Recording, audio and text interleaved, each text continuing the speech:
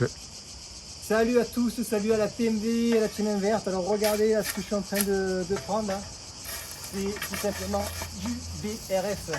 Alors regardez de plus près à quoi ça ressemble. Hop, vous voyez, ça sent très bon. Alors, il y a beaucoup de bois, donc c'est très riche en carbone et moins en azote. Donc ça va se décomposer très lentement. Donc il y a une utilisation particulière avec ça, avec le BRF. Et je vais vous expliquer dans cette vidéo la différence justement entre le compost de cuisine, donc les déchets alimentaires, le BRF et tout ce qui est fumier de bovin, de cheval, donc les différents types d'utilisation qu'on peut avoir et pourquoi on peut les utiliser et comment on peut les utiliser. Allez, bon, il fait chaud, on vient de charger le BRF. Là, je vais le livrer à mon client. Donc, et on va lui justement, qui est mon client qui est un jardinier amateur, mais qui est très passionné. Donc, il m'a demandé quand j'avais un peu de BRF de lui apporter une petite benne. Donc, c'est parfait pour lui. On continue la vidéo et on va lui poser la question. Donc, pourquoi? Et c'est là où on va comprendre comment utiliser un BRF comme cela. Donc, pourquoi il est intéressé par ce BRF.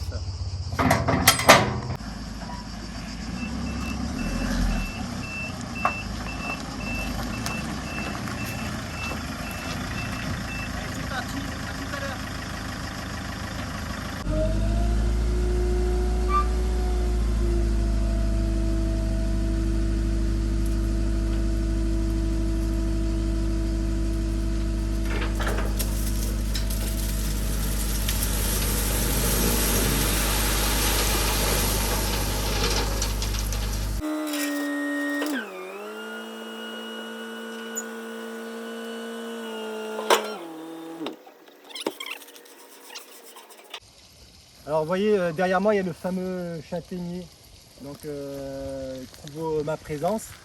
Et le client, donc bon, alors là, le client il a mis un treillis soudé là, de maçonnerie. Il a mis ça parce que il est embêté par les chiens et surtout les chats qui viennent.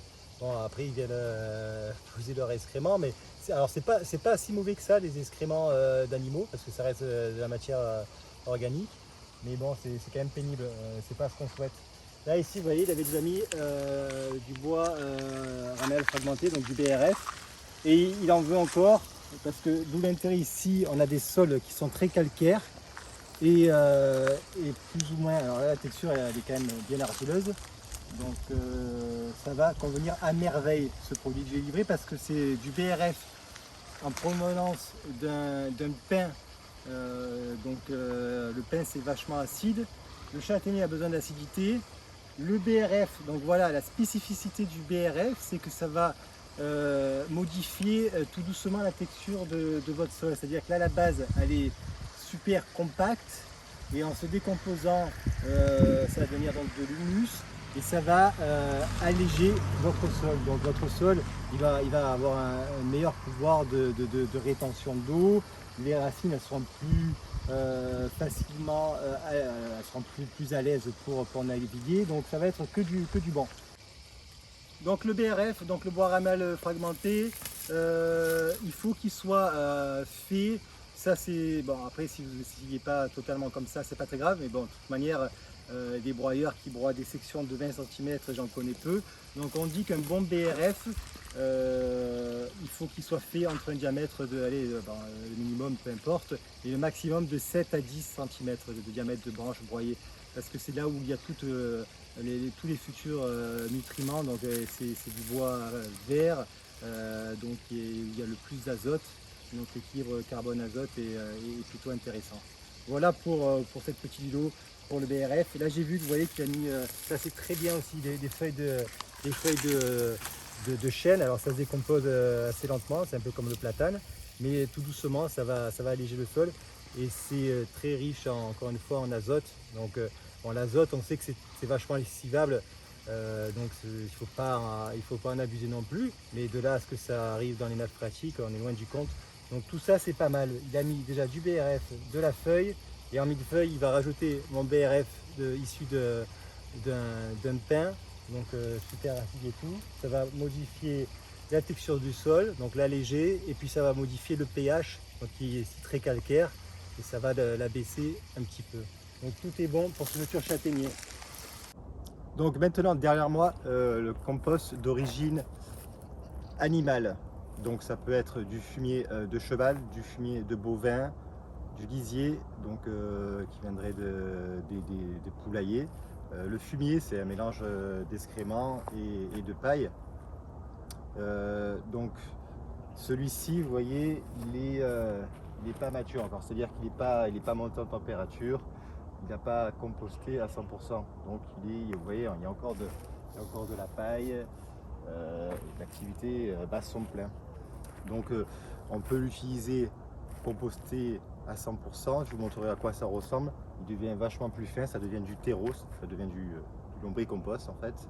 Donc moi le lombricompost je vais l'utiliser surtout en nappage parce que c'est très fin. Et celui-ci je vais l'utiliser plutôt en fond de forme. Quand je vais, alors admettons, ce que je peux faire c'est que l'exemple, j'ai chamboulé mon sol, j'ai dû le décompacter parce que encore une fois il n'y a pas de règle quand on dit non mais les sols ça se laboure pas. Aller planter quelque chose dans un sol, la texture elle n'est pas adaptée, le sol il faut l'amener à ce que vous voulez faire. Donc une fois que vous l'avez amené à ce que vous voulez faire, ensuite c'est pas pareil. Mais pour l'amener à ce que vous voulez faire, à un moment donné vous allez être obligé sûrement de le compacter. Si vous le décompactez, vous allez chambouler toute l'activité qu'il a et il y a peu d'activité qu'il peut avoir parce qu'il ne doit certainement pas être adapté. Si vous voulez faire un travail dessus, vous allez justement le rendre vivant. Donc vous pouvez le mélanger en fond de forme en passant un coup de motoculteur par exemple, ça va alléger la texture. Ou alors vous pouvez le mettre dessus en surface. Il va continuer de faire son travail. Donc il faut savoir que le compost d'origine animale, ça va être, il va avoir un effet un petit peu de booster en fait. Vous allez l'utiliser pour relancer votre activité microbienne du sol. Je fais un aparté justement, je reviens sur le BRF, à l'inverse du BRF, ça va être un travail sur le long terme, ça c'est un travail sur le court terme. Donc ça, hop, vous le mettez, ça booste, c'est un engrais, considéré comme un engrais. Le BRF, vous pouvez le compléter avec de la paille, alors rien à voir avec ça, et uniquement de la paille au-dessus, ça va maintenir l'humidité, il va se décomposer plus vite. Et puis pour finir, on va voir les composts d'origine végétale. Donc ça peut être de la paille, du foin, des déchets de tonte, des algues, tout dépend encore une fois dans la région, est-ce que vous allez apporter demain, hein, quand on est en Bretagne ou en Normandie, on peut facilement avoir des algues. Ça peut être aussi des déchets de cuisine, donc ça c'est bien parce que déjà ça vous évite que ça fermente à l'intérieur, surtout quand il fait chaud, des poubelles et dans les cuisines que ça sente mauvais, ça vous prend de la place. Tout le monde devrait faire ça. Ça vous prend de la place dans la poubelle universelle, on va dire, alors que là si vous jardinez et que vous réutilisez ça, c'est tout bénef. Donc ça peut être aussi pas mal de choses, hein, tout ce qui est vert. Là en l'occurrence, alors voilà, donc ça va avoir un effet à court terme. Ça va être là les déchets de cuisine en l'occurrence, hein. Donc c'est du court terme, c'est-à-dire que c'est encore une fois c'est une espèce d'engrais. Ça va vite se décomposer. D'ailleurs là je vous conseille pour la vidéo, je ne les ai pas enfouis sous mon paillage, mais pour que ça décompose plus vite et que ça soit plus esthétique. Bon après l'esthétique c'est pas très grave, ça on s'en fout, mais l'intérêt c'est de mettre sous le paillage pour que ça garde l'humidité, que ça se décompose plus vite. Et ça vous pouvez l'apporter au quotidien. Vous voyez, et il y a souvent au moins une double utilisation. Par exemple la coquille d'œuf, ça va vous éviter aussi le fameux cul noir de la tomate, parce que c'est riche en magnésium. Donc coquille d'œuf. Vous voyez, on a des tomates pourries, enfin pourries, à la base elles n'étaient pas pourries. Le marc de café, riche en azote aussi. Le marc de café, ça pareil, ça va vous repousser les fourmis. Donc les fourmis, les pucerons. On a tout ce qui est déchet. Vous voyez, là il y avait une vieille banane qui a trop vite mûri. Hop, on y va. Riche en potasse en plus. Des pelures, tout ce qu'on trouve en cuisine, hein. Vous voyez, donc il nous suffit juste de hop, Bon, après je vais la ranger hein, et je vais les mettre sous mon paillage. Mais donc je pense qu'on a fait le tour sur la question. J'espère que cette vidéo vous a plu. Toujours pareil, en description, je vous mettrai des liens, notamment le fameux lombriking, le compost de surface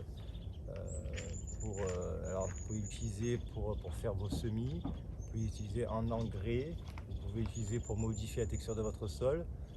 Donc je vous le mettrai en description. Moi on ne le voit pas mais je l'ai utilisé en nappage justement dessous le paillage. Donc si la vidéo toujours pareil vous a plu et puis en plus ça me motive, c'est sympa. J'ai souvent des commentaires, des gens qui sont passionnés et d'autres qui débutent, donc plus ou moins expérimentés. Mais vous pouvez, n'empêche, vous abonner à la chaîne, mettre un like et puis je vous dis à bientôt pour les prochaines vidéos.